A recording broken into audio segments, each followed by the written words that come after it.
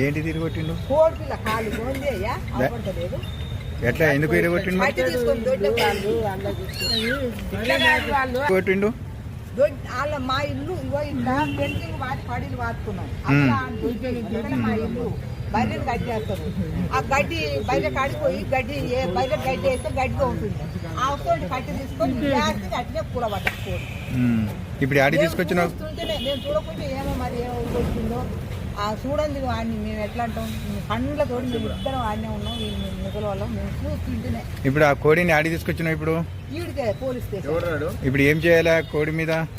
ఏం చేస్తారంటే ఏం చేస్తారు, నవ్వు వస్తుంది కదా ఈ సార్లకు. మా పరిస్థితి ఏమో ఇట్లుంది, వాళ్ళకు నవ్వు వస్తుంది. ఎందుకు కొట్టింది కోడిని, ఏమిటి కొట్టింది కోడిని? కోళ్ళు ఉండవు ఆ ఊరు అన్నప్పుడు ఉంటాయి. మరి ఫసలన్నా చేయం తింటే ఆడ కట్టేస్తారు. ఆ చిన్న పాయమాలు కట్టించుకుంటారు. మరి ఈ కోడి కూడా మరి ఆ పాయమాలు కట్టించుకోక ఇరగొట్టిండుగా. అంటే దానికి దండగా కట్టి ఏమంటావా, కేసు పెట్టమంటావా? దండగా నాకు దండు వద్దే వద్దు.